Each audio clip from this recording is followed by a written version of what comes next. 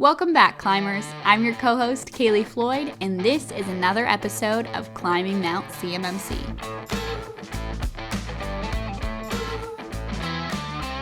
In today's episode, Bobby is talking with Matt Lee about the top 10 things that MSPs should be doing. So, let's get into this episode. Welcome back, everybody. I've got the awesome Matt Lee. Thank you so much for joining us, Matt. Thanks for having me, brother. I appreciate it. What we're going to be talking about today is the top 10 things that we feel that an MSP should be doing. This is our opinion. Top 10 list, man. I love a good top 10 for list. For sure. All right. So what I'm going to do is just throw out some thoughts, just going through the first thing that you think we should be doing and then just kind of go from there. And I want to get your opinion. The first thing that I have on my list, which I think you are pretty passionate about, is adopting a framework. Yeah. Like I said, I think you're trying to pull my string on this first one, right? This adopt a framework. I got over here hidden in my shelf. You may not have noticed, but look at that. Oh, you are a coin holder. You're from the inaugural version. Yeah, that's when I really sucked at teaching. I'm so sorry about that. That's I've gotten way better, I'll tell you, I promise. But ultimately, yeah, I think this is so critical because a lot of the other things you'll see as these come up, I bet, Bobby, when you hit me with these top 10, they'll come out of these frameworks. There'll be things that either tangentialize or add value to the understanding of the framework. So I agree with you wholeheartedly. And basically, why do I pick a framework? Really, if I'm really distilling it down, I don't want to be the smartest guy or gal in the room. Mm-hmm. I don't want to be the guy or gal that says, you know what, I'm the one that was able to protect you because I decided how I was going to put together your security program. Mm-hmm. No, I'm going to follow all the other idiots that fell off in the hole so I don't have to fall off in the hole. Right? Like, that's not the way we learn. That's why my dog can't learn like a human can. So using a framework's huge. And the reason why I tell my clients that we have adopted CIS, but there's lots of different ones that we've adopted for us internally. And that's how we kind of cut our teeth in jumping into CMMC. And then we had to pivot to NIST, which is what CMMC 800-171 is adopted on. Yep. But the reason why we picked CIS is it just seems like a lot of our vendors are pulling in. Like your course that you were teaching was based on CIS, right? Yep. So, and we did that. But what we didn't try to do is do that for all of our clients. Sure. Which sounds weird, but we did it for us first. Right. Yeah, yes, we did it for us like first. Twinsies here. We just said that at the same time. Jinx, you owe me a soda. Yeah, fair. We wanted to do it for our client, for us first, before we really understood what it meant for our clients. Because, we looked at it and said, hey, I think we should be at IG2, which there's 3 levels for CIS. Yep. We said we should definitely be at level 2 for us. Do you know? Go ahead. I'm sorry, Bobby. What I was saying is the difficult thing is as you start pivoting to start turning towards starting to figure out how you might be able to do this for your clients, you want to be able to track your profitability and how you're doing that, because it can get really ugly if you're trying to do everything for a client and roll that into some kind of agreement you already had. Well, I think what you're really codifying is the gap in the knowledge of our world. We think, as we always do, we always trivialize things as very simple. Even if you look at like the Dunning-Kruger effect, right? As you learn more and more and more about something, you realize how little you know about it. And I think when it comes to cybersecurity, we think in the early stages, I'll just turn on antivirus and I'm good, which becomes a great realization of what is an asset, right? I think on my tombstone, there's going to be carved, what is an asset? Because at the end of the day, that's what it comes down to. When you don't know what the data is, you don't know where it's touched, you don't know how it flows, you don't know what the assets are, you can't do a good job. And I say all that to say that what we're really realizing is the breadth of this, the depth of this is more than the market can bear. And if you were to do this all for your clients, you'd realize also it's a freaking participatory sport. Oh, for sure. You can't do so many of these things without the understanding and knowledge of what I just said. Where's the data? How does it flow? What's it worth? Who touches it? What are your business processes? Who do you work with? Those are all parts of security that we would have thought were not parts of security. They go, no, I got the antivirus though, bro. Like, I'm good. I've got the antivirus. And I think the issue and the reason I think should be number one is you start to realize how broad it really is. You even said this to me before the show. You said, Matt, we didn't do a good job of it the first time. We had to mature. Yeah, for sure. Right. And maturing means breadth of understanding, depth of understanding. It's both sides of that you mature in. And as you see going through this, having a framework to start with at least matures you already towards some of the other stuff I bet you come up with as our next bullet points. Well, I think also one of the things that it helped me with that maturity piece is realizing how many shiny pennies there are in the market in the MSPs. Yeah, And you kind of go, well, if I'm following this framework, now I'm starting to identify things that I need to focus on internally in my, and in we order. put those pennies, yeah, right, exactly. Yeah. And put those pennies aside and let's focus on filling these holes that we know that we need to be doing, the basic passing and blocking that we have to do as an organization. 100%. And we can identify those. And it can be, especially if there's like 3 people in the company as a managed service provider, trying to understand how you can do that can be really challenging. Yeah. But what I found is, and we'll kind of transition to number 2 here. Is, all right, I'm ready. Hit me with it. Is having a system security plan that identifies how you're adopting that framework. What do you think Wait about a minute. that?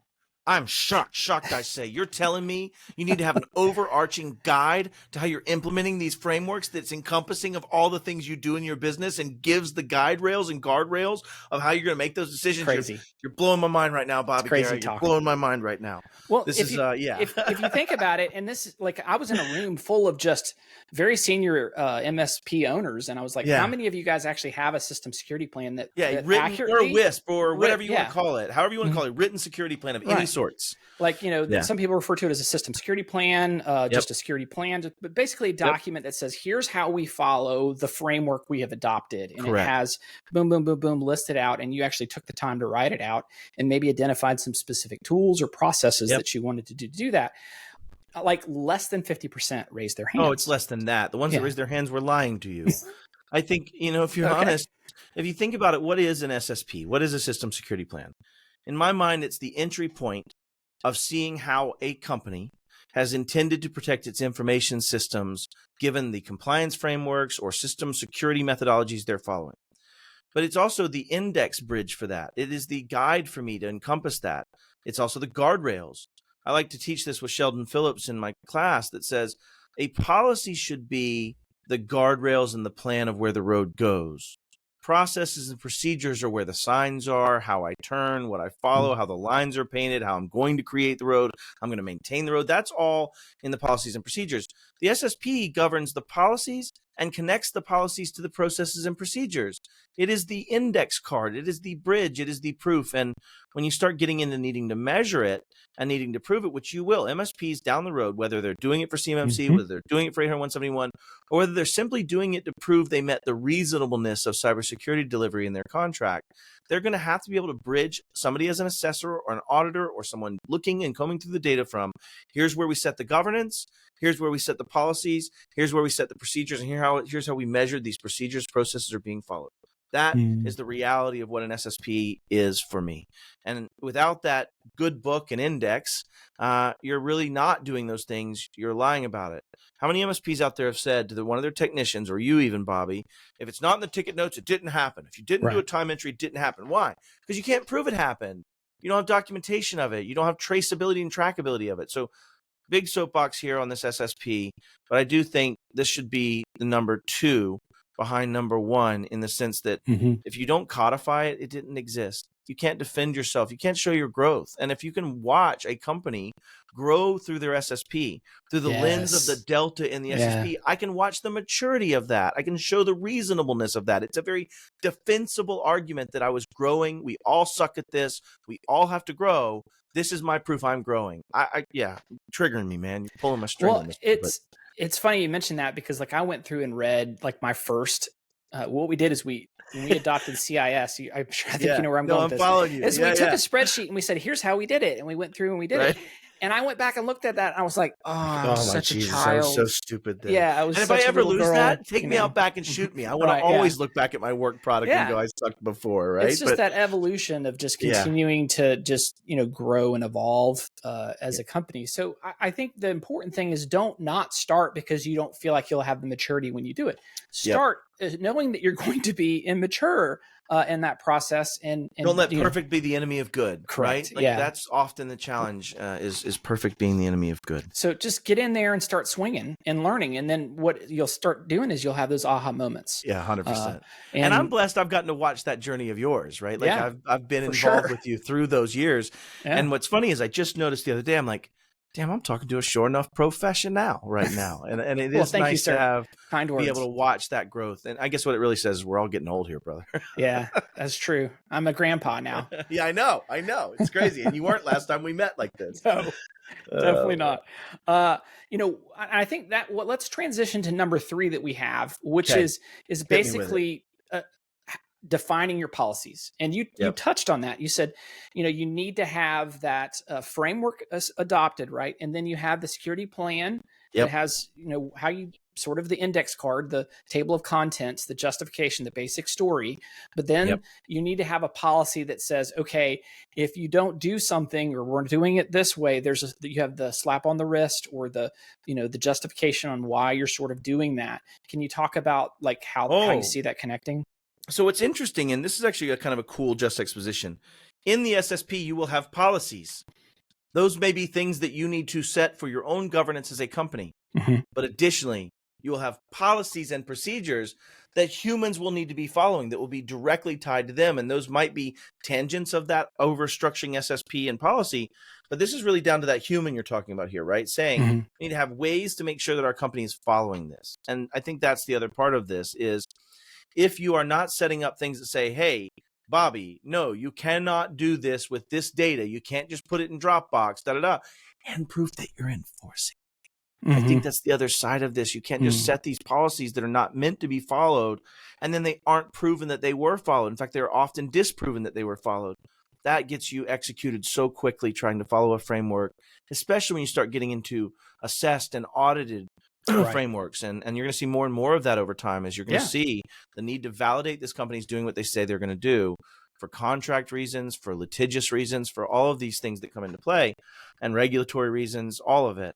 So I think that's a great call out, is make sure that your end operational policies are being followed and that they are actually being able to be tracked from an evidentiary perspective for artifacts, if that makes sense. So, well, as you start to grow as an organization, there's that $1 million mark that a lot of MSPs kind of sort of to use, and it's not a magical number. It really just is an indicator of like once you hit that. But nobody tells them is at 1 million, at 3 million, at 5 million, at 6 million, at 8 million, at 20 million, and 28 million. They'll all have all new fun hurdles. Oh jump exactly. Through, so. There's the rings of a never tree. Ends. Just, you're pushing past those.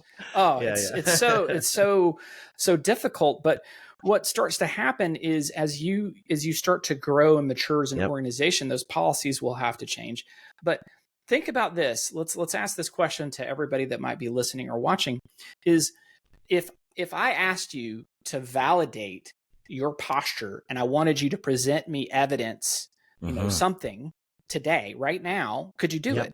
Could you show me something that says this is how we're doing things, this is how we're following it? Yeah. And that's like an aha moment. Like, as an MSP, we have to be ready to share our defensible position on stuff, and it has to be in a way that they can consume it. And you're not sharing necessarily too much information, but it has to be relevant information. For the first time this year, I had a client ask me for our posture, and we basically gave them our SSP, a redacted sort of version of it, and showed, where we're at. And it didn't show that we were perfect, but it did show where we were at. That's good. And I think it's real, right? And it's transparent. It's real, but that's going to be happening more often. You're going to start seeing that more and more and more. 100%. So as an MSP, we've got to be able to show our homework, and we got to do it in a way that's consumable by our clients, as well as potentially, if you're starting to go on that CMMC journey, an auditor eventually, right?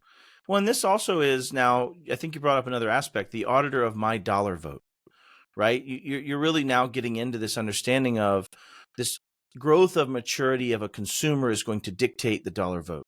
When I was going through this process in 2019 and 2018, 2019, 2020, and we were at that time about a $20 million organization, and I was coming up to them, and we had made a change in our SOC 2 in the way we were going to go about it, and said, hey, no longer is it okay just to have MFA. If I'm not SSO capable on all my tools, I'm firing that company, right? I went to these companies and said, if I don't have single sign-on so that I can meet 5.6 for CIS, then I'm going to not buy from you. I'll go to another company. You know how many people looked at me, Bobby, and said, in my one good eye, Matt, you're the only guy asking me this, right? And I think the challenge is, and I guess vindication for me is now I'm not. And more, not only is it going to happen from the MSP to the vendor to their supplier, to the buyer and consumer of my MSP services, to me, and all the way through the chain, you're going to see a maturation of the client asking more mature questions and demanding more. And I agree with you. If you can't prove it, it didn't happen. And if you can't show that maturation, you can't win the hearts and minds of an entire populace realizing we all suck at this. Right. And once that humility comes, what do you judge on? You don't judge on the best liar. You judge on the most transparent grower. You judge on the one that now can show that iterative understanding, that shows the humility of it, that shows that piece. So I'll get off my soapbox on this one, but I do think having policies that reflect and match your SSP, and an SSP that ties back to a framework that means something, that you're not shooting from the hip anymore, is the actual solve to our giant problem today. And so I think 1 through 3 are really poignant. Well, you're seeing a matriculation. Is that a good word? Is that a word. Is that a good word? Is that a Matt Lee quality word? I don't know. It's a good one. A matriculation of. Of like knowledge from vendors and other people. You're starting to see that start to happen. Some of it's being driven. Yeah, you're seeing it be driven by insurance companies that are their requirements are getting higher. As that bar starts to get higher, the expectation of how you're going to jump it goes higher. The vendors realize what sucks is as that bar gets higher, it is the bar of Dunning-Kruger, in the sense that, and I may be misquoting this. You guys can just make fun of me in the comments if it's like Dunning-Kruger or not Dunning-Kruger. I don't care. But the point being, this understanding that as we gain more knowledge, we get to this point where we realize there was so much more even than that. We're still in that first phase of climbing this hill as an industry, as a populace. As we get more up this, we'll go, wait, maybe there are other things that apply to this. And you've seen it yourself, Bobby, right? Look at, you're applying CIS the first time to applying the second time. And now we're going to get into some of those, I would imagine, that come towards illustration of, yeah, of course that says that in the framework, but I need to specifically mention it here because even when it's in the framework, MSPs don't understand the breadth and haven't applied it this way, haven't thought about that. Great example, if you're looking at like CIS 2.1 that says have a list of approved software. Right. What is software? Could be a big delta. Are you including SaaS? Are you understanding other places the data might flow? That's software. Even though you're not hosting it, it might be somewhere else. And so an early application of 2.1 says, I'm going to find everything installed on my endpoints. But even then, it doesn't cover cell phones maybe, or IoT, or other third-party applications and things, or network devices, or all the other definitions of what is an asset. Again, back to my gravestone, what is an asset? But this is where I think we're all starting to realize we have to grow and get better in that regard, and the breadth of it will continue to increase. So, yeah, I think the gravestone will say, "Here lies Matt Lee. He didn't die. He just was archived." What do you think? It's very possible. There's at least enough video out there they can make a fake Matt at this point. I think there's thousands and thousands of hours of video and audio. They could even make my quirks in there, I think, probably. Well, I think, one of the things that we have learned is we've started this, the podcast is talking about, climbing Mount CMMC, is as we started doing CIS and started really adopting that, and then we started turning to CMMC, what we found is there is a translation difference in how we as an MSP, and this is a big one, look at the market and how we do things. And then I started talking with auditors who have come from FedRAMP, have come from organizations that are very mature from the security posture. And they look at MSPs and they're like, what the heck? Like, how are you even putting one foot in front of the other if you're not doing these types of things? And there is this big chasm between MSPs and, a traditional auditor who's grown up in the DoD and FedRAMP arena. And their language and how they do things are different. It's really opened my eyes to trying to mature and get better and try to understand those gaps between us and them, and trying to be able to, because I've always prided myself being able to say, okay, I've climbed that hill, I've gotten the flag, and now I have the t-shirt. And so I'm ready to answer any of those types of questions, and I'm ready for the questions you haven't asked yet. But boy, this has been a super challenge because it's just a different world coming from and trying to see that. And the interesting part about this, and this is where I'd say put a little grain of salt with this is, and we've definitely delved off of our topic for sure, but is that when you get into that assessor side of it, they also have an equal chasm in understanding the breadth and the depth of the thing in front of them. It's one thing to say, oh, show me your logs of this. Okay, log validated. did that log actually encompass the breadth of where this data exists? Did that actually encompass the understanding of the interdependencies of these things? No, it's just as vanilla and just as linear without an understanding of the tech and the dependencies there. I'll give you an example. If you're looking at, let's say a very well-known password vendor whose compromise included them using a home asset with a VPN over to their infrastructure, that means they failed Control 1. They didn't know the asset. They didn't do Control 6 and 7, or 7 specifically. They didn't do patching aspects of that. They didn't do Control 4 on that asset, that machine, because they didn't do any configuration management.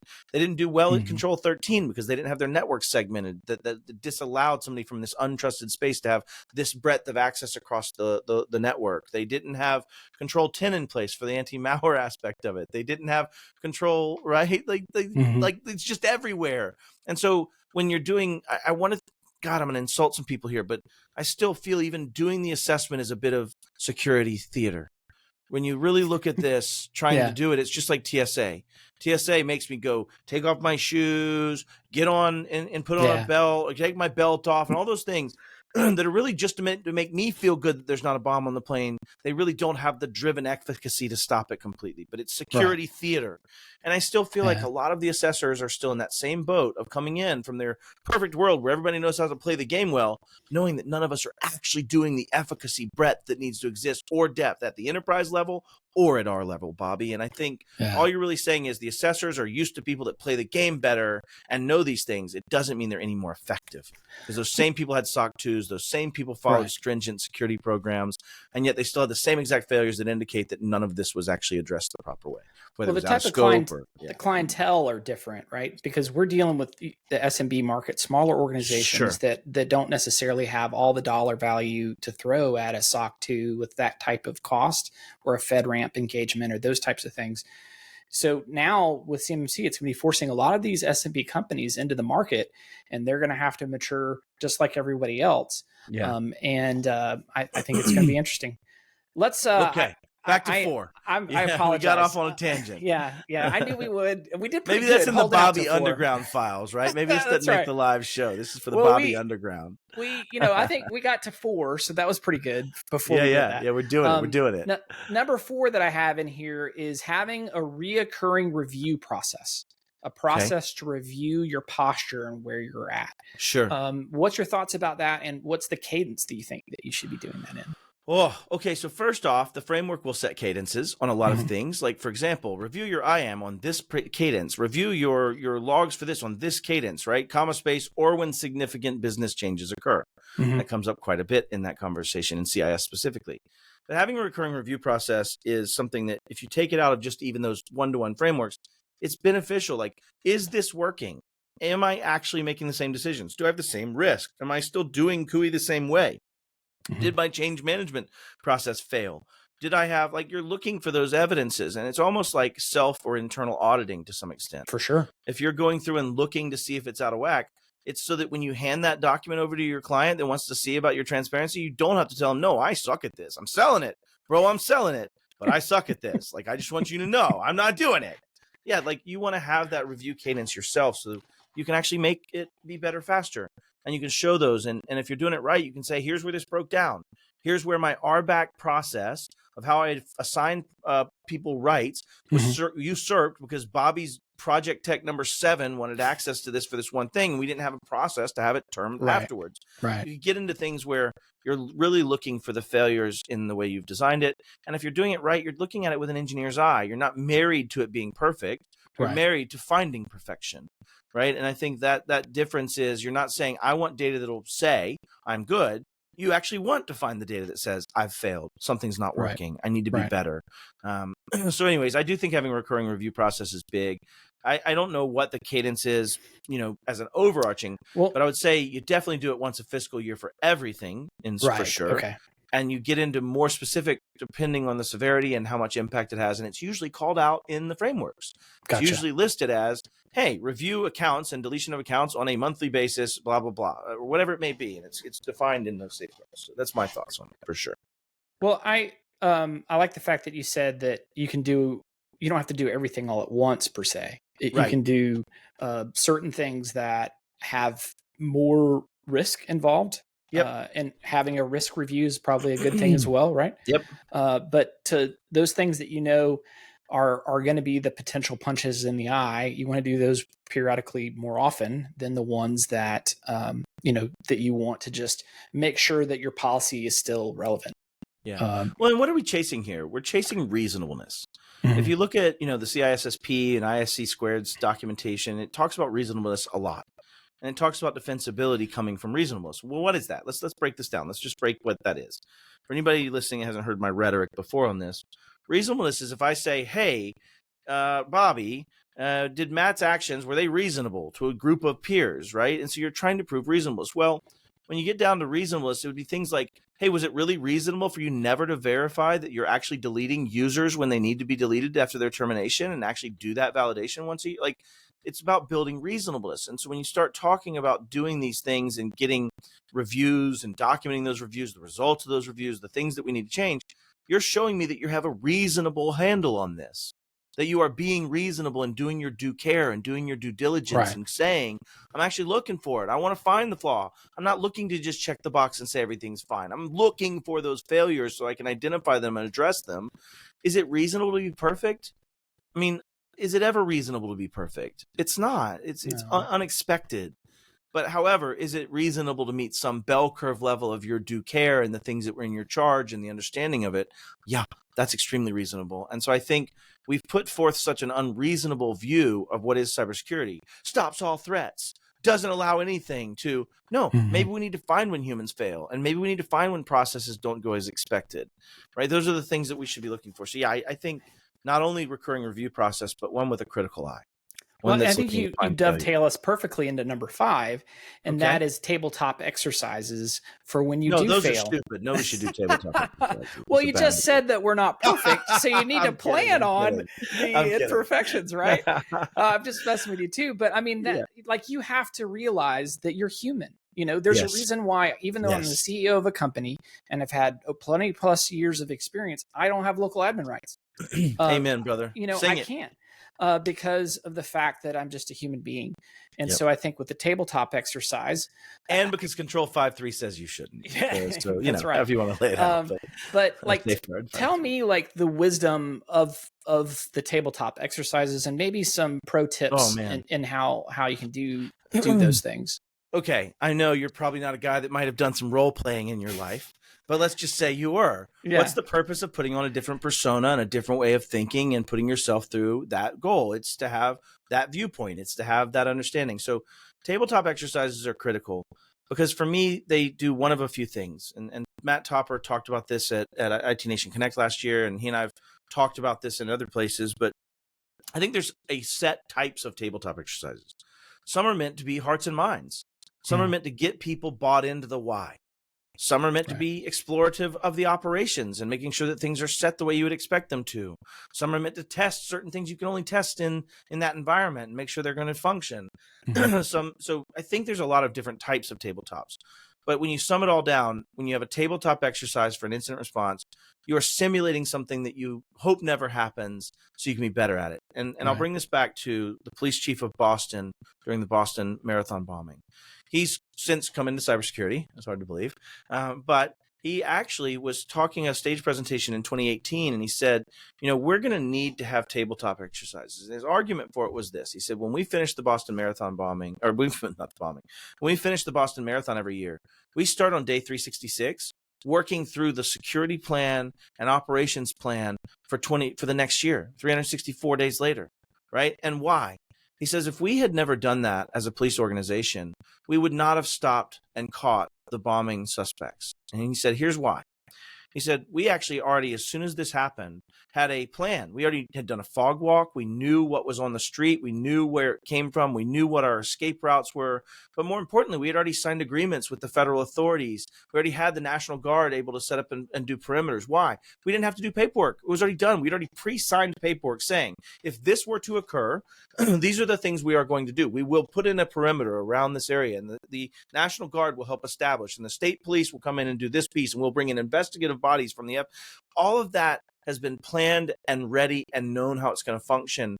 And when it was time to execute that, he said, we were able to execute it We had things, we had the comms, we had the legal agreements, we had it. We were able to do it in minutes. We were able to start down paths that would have taken us 3 days, 5 days, waiting for a judge order, waiting for a national person.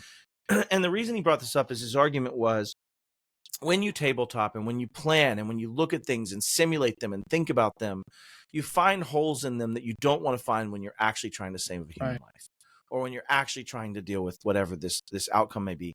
And in reality, if you want to tie it back to what matters to a company, you are feeding employees that you care about.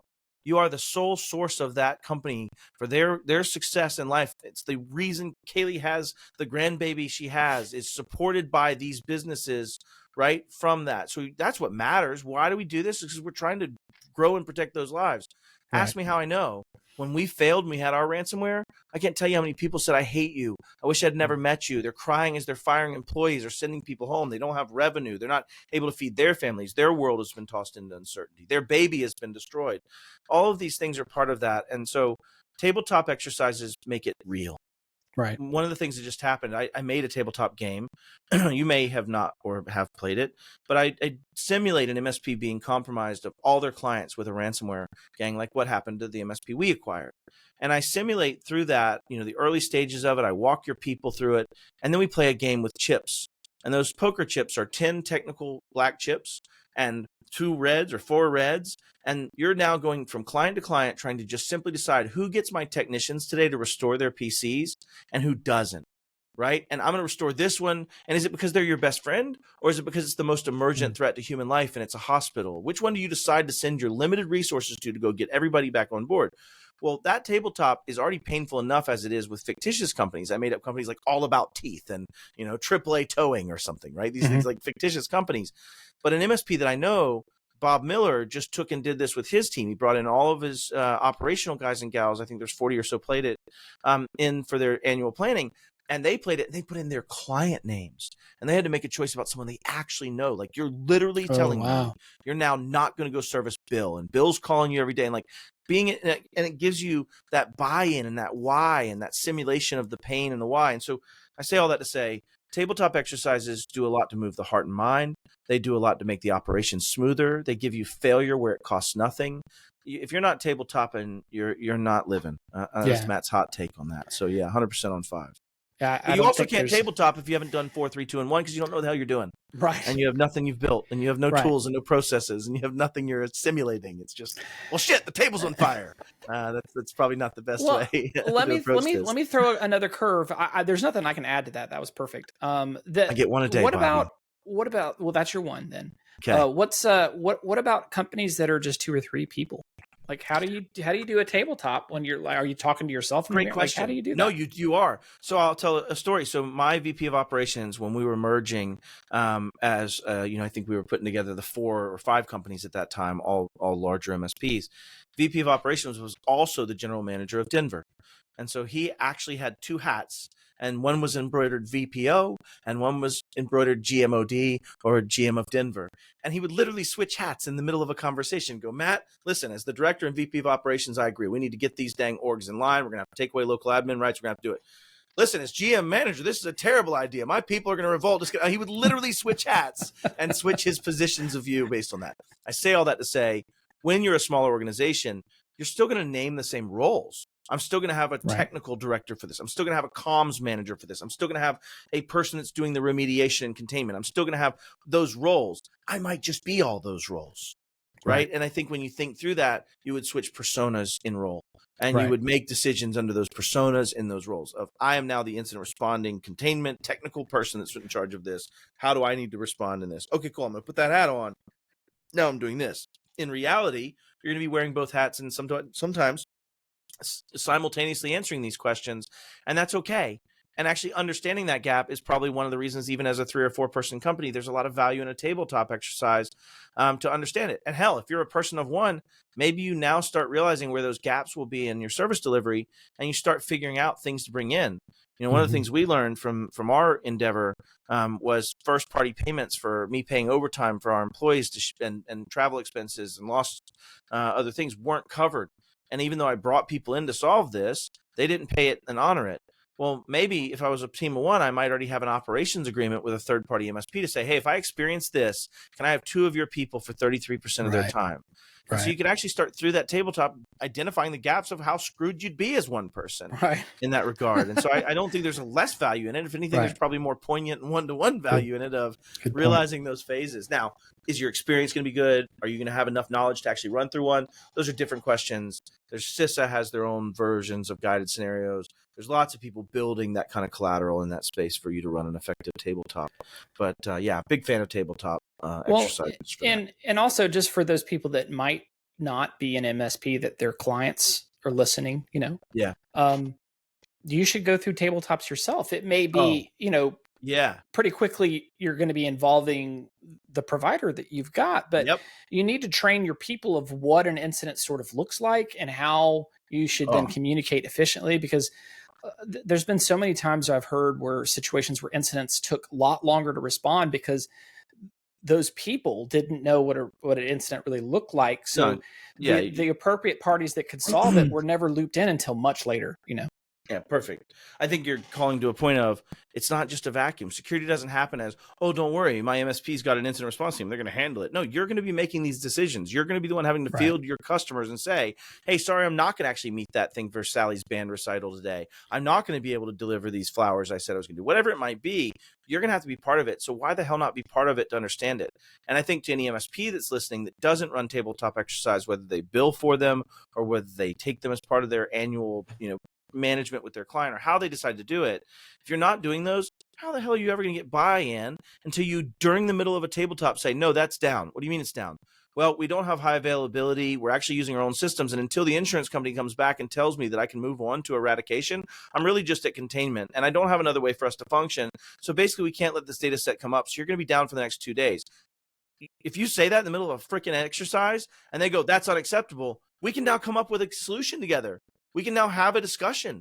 If you're not tabletopping and simulating and getting their buy-in and understanding of those things, you're never going to get the emotional buy-in and understanding of what needs to happen. And I highly recommend having a tabletop where you talk about critical systems being down, or you talk about things that are going to happen in their world, and you walk through that, right? I'll take this back to when I was selling life insurance. The most effective way for me to sell life insurance is the 2 of you are married maybe, and you come in my office and I say, hey, Bobby, you're dead. You're not allowed to talk. Sally, where's Bobby's life insurance?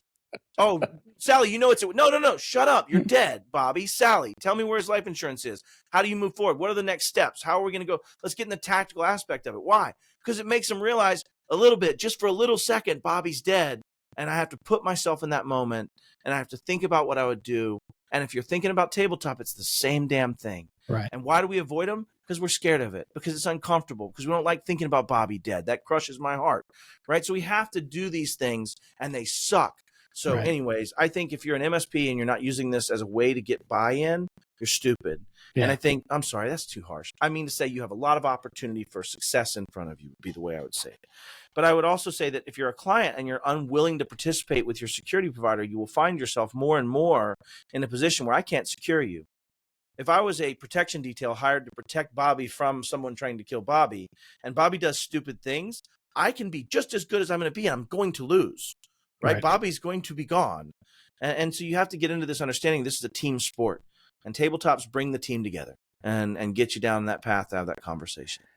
Well, that's one thing I wish I'd done more of when I was doing this as an MSP. I agree. I every time I do these, I learn so much through the processes, the procedures of the people you're involved, especially if you have transition in your organization. Some people might not be as familiar because they're new to that chair. And so those are all good things. All right. So we are running kind of long on our 10 list, Matt. So we're going to go ahead and pause here, and then we're going to go ahead and hit the next 5 in our next podcast. The first 5 triggered me pretty hard, so I'm sure we ran a little over. I'm in for another round if you are, brother. Okay. Thanks, buddy. I appreciate it. Stay tuned to next week when we go to finish up our top 10 things. Make sure to follow us on LinkedIn and YouTube to stay up to date on the latest CMMC news. We hope you guys enjoyed today's episode and listen out for the next one. But until then, keep on climbing.